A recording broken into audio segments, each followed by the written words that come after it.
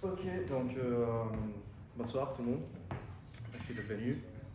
Et donc aujourd'hui, je me présente d'abord, je m'appelle Andrés Brand. Andrés ou Andrés Iniesta, c'est le seul Andrés que je connais, qui est connu. Donc, bon, ça date maintenant, mais c'est un joueur de foot, c'est les qui ne connaissent pas. Donc moi je suis développeur RC Cloud chez Essence, ça fait presque 7 ans. Et je commencé aussi avec du Java. En fait, j'ai la chance d'être parti sur une mission où je pouvais toucher à pas mal de choses, surtout les clouds. Donc moi, je suis plutôt spécialisé GCP et pas mal d'applications serverless, donc plus sur langage et même sur les applications mobiles sur Cloudflare. Et aujourd'hui, je voulais vous présenter SvelteKit. Bon, l'objectif de cette présentation, c'est vous montrer un peu comment ça marche, qu'est-ce que c'est, pourquoi ça existe vraiment, un type de framework comme celui-là. Et après, bon, vous donner envie de l'essayer dans des use cases que vous pouvez trouver sympa ou tout au contraire dire ça, je ne suis pas intéressé du tout, pourquoi. Donc, moi, je connais SvelteKit il y a un an et demi dans une mission. Donc, là, à un moment donné, j'avais besoin de faire une petite application web. Et je me suis dit, ok, comment je fais. En fait, je ne voulais plus faire d'Angular, je ne voulais plus faire de. Bon, je ne connais pas React. J'ai dit, je savais quelque chose de très léger. Et j'ai dit, ok, je vais faire des leads, mais bon, c'est peut-être trop léger. Donc, j'ai dit, ok, je cherchais, j'ai trouvé Svelte. Donc, SvelteKit, c'est Meta Framework qui accompagne Svelte pour la création d'applications full stack. Et SvelteKit, ça date depuis 2020, la première version, mais la version est stable, elle est sortie début 2023. Donc c'est pour ça aussi que je voulais vous en parler. Donc, comme j'ai dit, SvelteKit, ça se base sur Svelte. Donc, est-ce qu'il y a des gens qui ont déjà utilisé Svelte ici? Est-ce que vous avez aimé? Ça va? Ok.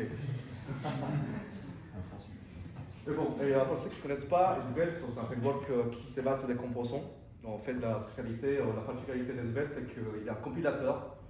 Donc, le compilateur, ce qu'il va faire, c'est que, vous voulez, ça c'est un composant Svelte. Donc, on a tout dans les composants, on a la partie logique, on a la HTML et on a le style. Donc, ce qu'il va faire Svelte avec ce compilateur, il va prendre tous ces tags, tous ces composants, il va générer du JavaScript à la fin. Et justement, ça tombe bien par rapport au code que j'ai fait, qu'a fait Adrien, ça utilise les ATS, les AST, pardon, les Abstract Subtext Tree. Donc, ça va prendre tout ça, il va prendre tous les nodes, après il va générer des JavaScript. Ce qu'il va faire, c'est qu'il n'utilise pas de virtual DOM comme React, parce qu'au moment des compilations, il va savoir exactement qu'est-ce qu'il faut changer pour que ça soit réactif. Donc, c'est ça la différence avec React sur le framework. Donc, de là, bon, ça peut être plus performant, c'est plus légère, et ça crée des components à la fin. Si vous voulez, on a fait un article, nous, chez Essence, qui se trouvait chez Conven, justement, de comment créer des components avec Svelte. Et je vous invite à aller voir. Ok, donc on a dit que Svelte, c'est un Meta Framework. Mais qu'est-ce que c'est un Meta Framework? Pourquoi est-ce qu'on est arrivé là? Donc, un Meta Framework, là, on appelle ce framework qui vient accompagner un framework moderne de création d'applications web. Donc, c'est les cas de React, de Solid et Vue. Donc, chacun, maintenant, on a un framework qui vient nous accompagner pour optimiser et pour ajouter des fonctionnalités. Et à ces frameworks-là, donc pour React, on a Remix, on a Next, pour Vue, on a Nuxt, pour Solid, on a Solid Start. Mais comment a-t-on arrivé là? Donc, si on suit les technologies de développement web, on commence très statique, on a passé avec Ajax et tout ça, on est arrivé au SPA. On est arrivé au SPA avec Angular, tout ça. On a dit, ok, ce qui se passe avec SPA, c'est qu'on a des problèmes parce que c'est les navigateurs qui prennent le contrôle. Donc, au début, d'après l'appel, on a tout un but de JavaScript qu'il faut qu'il arrive. Donc, on avait vraiment ce problème des pages blanches. Donc, on a dit qu'est-ce qu'on pourrait faire. Donc, on a dit, ok, on dit, ok, on va, à un moment donné, on peut créer ou rendre notre composant de cet exemple-là, on peut le faire dans un serveur. Et qu'est-ce qu'on va faire? On va rendre ça là-bas, on on va envoyer l'HTML, voilà, c'est plus rapide. Et en plus, si on a des services à rendering, donc c'est à la fin d'un site que c'est de l'HTML et beaucoup moins de JavaScript, donc ça va améliorer les SEO parce que bon, le lecteur il va lire l'HTML. Et en gros, c'est par là que ça a commencé. Donc, une des fonctionnalités de Meta Framework, c'est justement rendre la configuration des rendus d'un site plus, on va dire, plus dynamique, plus configurable. Donc, on peut avoir plusieurs types de rendus. En plus, bon, en plus de services à rendering, on peut avoir une structure pour les routages, on peut avoir des layouts, on va voir tout à l'heure, et justement, ça facilite aussi le déploiement. Donc, Meta Framework, c'est une alternative au stack commun Merl à Mine. Donc, on va dire, on va pouvoir avoir tous les mêmes frameworks à la place d'avoir un front et un back. Bon, et ça peut être bon, ça peut être mauvais, ça dépend de la personne, ça dépend de la use case. Mais au moins, on a l'alternative. Donc, on a un partage des codes, on a un code plus couplé. Et aussi, ces frameworks-là, ils prennent de plus en plus des standards web. C'est-à-dire que ne sont pas des choses très très custom. Et à la fin, ils facilitent le déploiement aussi. On a un seul on va dire, livrable pour les deux sides, pour les deux côtés. Donc, on a dit, bon, SvelteKit, ça va être un framework, donc il offre une fonctionnalité pour la création des applications et full stack. Donc, aujourd'hui, l'idée, c'est de voir cette fonctionnalité, comment on l'utiliser pour une application complète. Donc on commence, comment créer une application, un projet SvelteKit, c'est simple, on va faire avec NPM. On va choisir est-ce qu'on va ajouter du lint, est-ce qu'on va ajouter de JavaScript, est-ce qu'on va ajouter des tests avec des tests. Et très important, SvelteKit, ça se base sur le Vite, donc c'est ça c'est un peu le moteur, même pour Svelte. Donc on peut utiliser Vitesse pour les tests. Et à la fin, quand on crée les projets, on va avoir un dossier où on a un dossier librairie, où c'est là qu'on va mettre tout ce qui est, on va dire, librairie partagée, des services, tout notre code utilisable. Et SvelteKit, il fait bien la différence entre les codes qui est visible côté front et côté back. Donc, dans les dossiers serveurs, on va avoir des codes qui sont uniquement visibles pour le serveur. On a aussi, par exemple, très important, un dossier route. Donc, c'est là qu'on va voir notre page. Donc, chaque page, on va voir et chaque route, c'est une page. Et en plus, on a des fichiers de configuration. On a des hooks qu'on va voir, des hooks qui servent d'intercepteur. Pour intercepteur. Et on a un dossier statique, on va voir tous nos images, par exemple, et le dossier de test. Ok. Donc, comment ça fonctionne le kit pour la partie tâche? Donc, pour faire l'application, tout de suite, ce qu'on va faire, c'est des pages. Dans les pages, SvelteKit, il offre un fichier page et plus.svelt, c'est la nomenclature avec le plus. Donc, c'est un composant Svelte. Et pour chaque route qu'on fait avec une page, on va avoir une page de notification. On a aussi le fichier page.ts. Et c'est là qu'on va avoir une logique qui va nous permettre aussi de prendre des données, aller chercher des données avant que la page soit rendue. La différence entre les deux, c'est qu'il y en a qui peut être appelé dans le client, on peut exécuter le client, et l'autre, ça va être exécuté uniquement côté serveur. Donc, on va voir tout à l'heure pourquoi et à quoi ça sert. Et on peut voir ici, dans l'exemple, on peut avoir des logs, et ça, c'est pas que Svelte, en fait, c'est pas que SvelteKit. Les autres frameworks, c'est la même chose. On peut avoir des slots qui sont obligatoires, optionnels, et on peut aussi avoir des slots qui sont formatables. On va dire que là, je veux vraiment que ce soit de l'integer, je veux vraiment que ces slots soient vraiment de string. Donc, on a aussi des fichiers qui permettent d'appeler de layout. Donc, les layouts.svelte permettent d'appliquer un layout à un dossier. Donc, l'exemple le plus clair, c'est un navbar. On va dire que toutes les pages vont partager dans un navbar. Et on va juste mettre un fichier à la base du dossier, et tous les dossiers qui sont en dessous vont partager le layout dans la structure. On peut mettre aussi des logiques. Comme pour les pages, on peut mettre des logiques sur les layouts. Ok, donc comment on fait la récupération des données? Donc, quand on a une page base, on va dire comment on peut récupérer les données depuis un API, par exemple on appelle l'API. Donc, on va juste dans la page.ts, on va avoir une fonction node, où là, on va renvoyer l'information vers les clients, et les clients peuvent accéder, par exemple, là, on a un get post, et là, on va tout de suite avoir le get post côté client, et on l'info. Donc, on a une fonction qui s'appelle node universal, et qui est exécutée côté serveur navigateur. Pourquoi? Parce qu'à un moment donné, on le fait côté serveur au rendu SSR, et quand on est sur les clients, chaque fois qu'on va sur cette page-là, ils ont besoin de cette information, il faut refaire l'appel, et c'est spécifié dans le fichier punch.ts, et ça retourne en objet pageLoad. Et pareil, on a une fonction qui est exécutée uniquement dans les serveurs, et justement là, c'est quoi l'utilité? C'est parce que normalement, bon, on fait des appels en application publique, PRS pas cette information publique, mais ça, on va les faire plutôt quand on a une information qui doit accéder à des secrets en base de données chez nous, dans le serveur. Normalement, et on se sert plutôt de ça, quand on fait notre propre API, on va devoir accéder aux secrets. Ok, donc là, on a des routes, on a des pages, on a des layouts, on récupère des données pour notre application, et maintenant, on a besoin aussi de créer notre propre API. Donc les API endpoint, on peut faire les API REST, ils sont définis dans le fichier server.ts. On peut faire un get post, tous les RESTful, et là, option par exemple, qui n'était pas là il y a un mois, je viens de l'acheter. Et en fait, ça se résume à avoir une fonction qui récupère un request event et on va en réponse.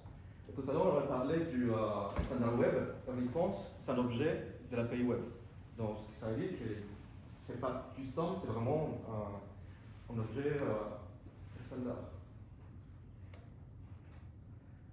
Et quand on a cette type de fonction, l'événement qu'on a entré, on peut récupérer toute cette information-là, si on veut. On peut récupérer les cookies, l'URL, les paramètres, la route, donc on peut jouer avec ça. Et aussi des locales, c'est cette information qui se partage avec les clients. Donc on peut enrichir les locales et faire ça chez les clients. Donc là, on a notre API qu'on peut faire comme si on aurait un Express, un Nest, on déclare des endpoints dans ce fichier-là. Une autre façon de communiquer avec les serveurs, c'est les actions. Et les actions, c'est simplement des actions qui sont liées à des formulaires côté front. Donc on peut avoir des défauts, des parties fautes chez les pages front serveur, ou on peut avoir des limites, vraiment, on va dire, on va certainement faire cette action. C'est notre façon de faire, et juste pour l'envoi des formulaires. Ok, donc on a parlé tout à l'heure du service rendering de différents types. En fait, SBLKit, ça permet justement de paramétriser finement comment on veut rendre notre page. Est-ce qu'on veut faire des rendering? Ça veut dire qu'au moment du build, on récupère l'HTML, on build l'HTML, on voit ça et on oublie. Et c'est pas possible de le faire avec des pages avec des actions. Sinon, on a le service rendering qui est fait par défaut avec SBLKit. La différence, c'est que là, on a des données dynamiques. Avec le render, on le fait chaque build, et c'est pas possible de le mettre à jour. Avec le service rendering, ça fait dynamique. Donc chaque fois qu'on va détruire le serveur, on build notre composant, on voit l'HTML avec les données qu'on a récupérées. Et le service rendering, simplement, en fait,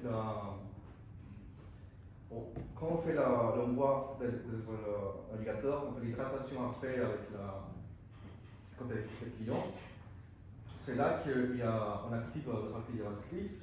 Et si on a des pages, par exemple, qui sont complètement statiques, il n'y a pas de JavaScript, on peut carrément désactiver ça, et on va voir des pages complètement statiques, sans JavaScript. Donc, ce que ça permet de ça, c'est vraiment cette page-là, ça va être comme ça, cette page, ça va être comme ça. Donc, sur un site, on a la partie marketing, ça ne va pas changer. Bon, ça enlève de la charge. Donc, on peut justement aller finement chaque élément, chaque page. Ça se fait facilement. Dans chaque fichier, on va faire en constante. Est-ce qu'on veut nécessaire ou on ne veut pas. et c'est très facile. Ok, donc là, on a notre application et comment on fait la gestion d'erreurs. Donc, chez BuildKit, il y a deux types d'erreurs. On a des erreurs attendues. Ça veut dire que là,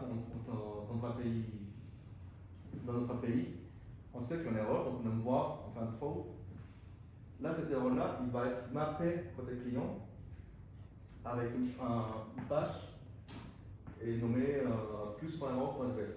Donc cette page, il va récupérer l'erreur, il va prendre les messages, il va afficher ça en HTML. Ça, c'est gratuit. Il y en a des erreurs inattendues, c'est les erreurs de runtime. Et là, on va s'en servir des hooks, on va parler tout à l'heure tout de suite. Et les hooks, ils vont intercepter cette erreur, et là, on va pouvoir réagir. Par exemple, là, c'est côté client, on va dire, OK, on centralise la gestion d'erreurs, et on voit tous à Sentry aux différents Firebase, si vous voulez. Donc, les hooks. Donc, nous, pour avoir les hooks sur le serveur, simplement, en fait, c'est. Les hooks, c'est un fichier, un hooks.ps. Il a trois fonctions. C'est la handle, déjà. Dans le handle, il va intercepter tous les appels qu'on reçoit. Et c'est là, par exemple, qu'on va pouvoir voir les cookies. Donc, c'est là qu'on va pouvoir agir sur l'authentification, par exemple, des utilisateurs.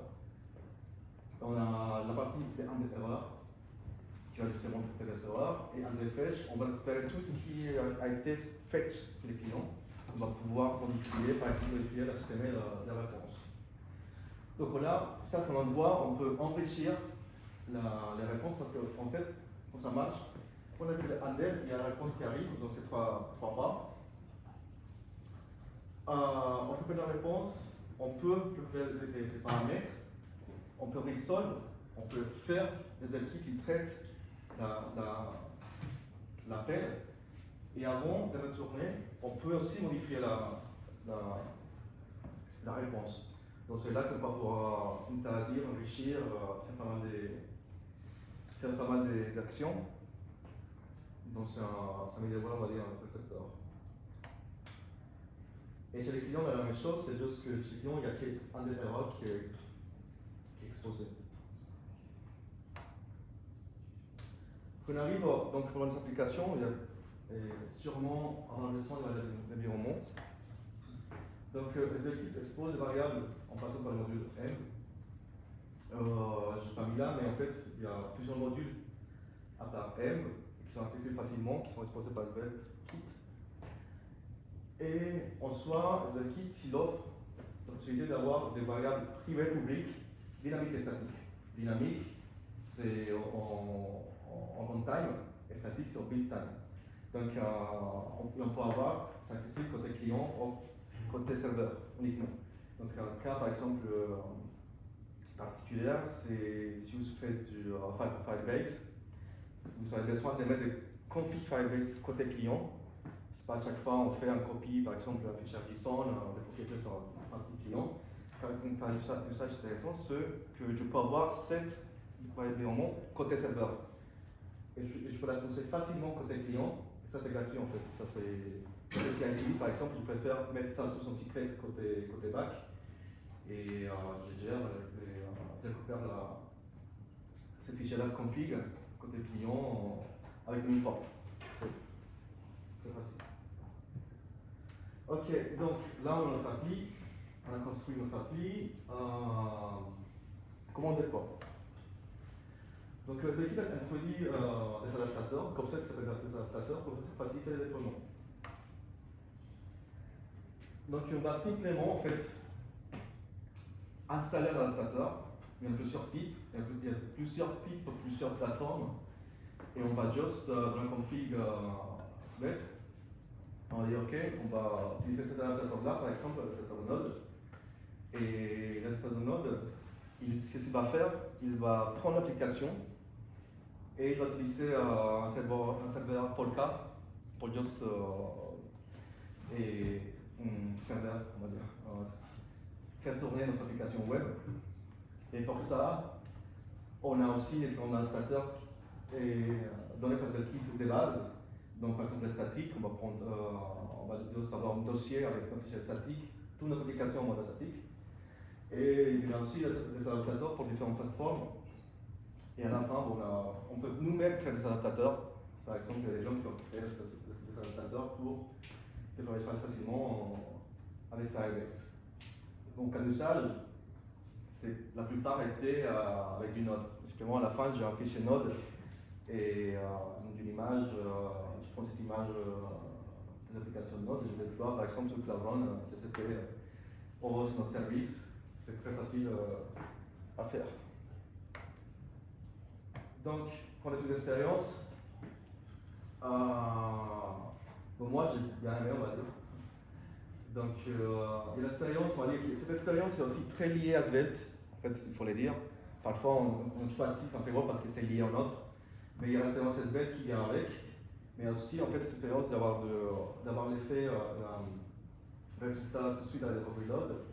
Parfois, les frameworks ne sont pas toujours clairs, donc quand je conseille les gens de vraiment lire la doc, parce que parfois, on a des erreurs qui disent ok, ça va faire ça, et c'est pas très clair. Bon, maintenant, il y a Svelte a pris beaucoup de force, et Svelte Kit aussi, donc il y a pas mal d'intégrations. Donc, Hot.js, il a déjà un plugin pour faire l'attente avec Svelte Kit. On peut travailler avec Prisma facilement. Firebase, de toute façon, les bacs, c'est du Node. Donc, on peut utiliser tout ce que livrer Node avec les bacs de Svelte Kit. On a un livret graphique, c'est l'équivalent de React Material UI, on a fait Material UI aussi, donc on peut créer des applications pas très moches si on n'est pas très fort en HTML, CSS, donc on a qui est pas mal, qui a tout ce qu'il faut. Des routines par dossier, ça peut causer la confusion, mais c'est pas fait pour SvelteKit, en fait c'est parce que tous les fichiers s'appellent pareil, tous les fichiers s'appellent page.ts, donc à un moment donné, si tu es en train de développer, tu te perds un peu. Et bon, ça c'est pas que SvelteKit, mais ça peut être un peu de point négatif. Ouais, c'est la convention.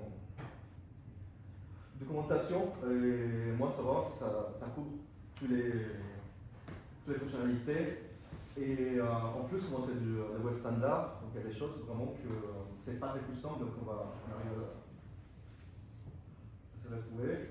Et bon, la communauté c'est croissante, je pense que je ne pensais pas, mais en faisant cette présentation, j'ai demandé aux gens, chez mon client par exemple, bon, c'est un grand client, une grosse société, finalement je me rends compte qu'il y a beaucoup de gens maintenant qui font du Svelte, beaucoup de gens qui commencent à faire de l'équipe pour différentes raisons. Il y a des gens qui s'insèrent à espèce de micro-frontend, juste pour injecter, pour migrer petit à petit des sites web. Et il y a des gens qui viennent de React, qui s'y mettent et à faire. Donc en gros, je pense que ça a pris pas mal. Les concepts derrière, je pense qu'il y a des gens, en fait, avec ce Meta Framework là, il y a des gens qui, entre eux, ses copines, ils prennent des fonctionnalités à faire. Et SvelteKit a aussi été, on va dire, précurseur dans des choses. Donc je pense que c'est quand même intéressant. La communauté, ça fait grandir. Donc pour moi, j'espère que ça vous donne envie de tester au moins. Et que vous avez connu un peu plus mieux cette framework.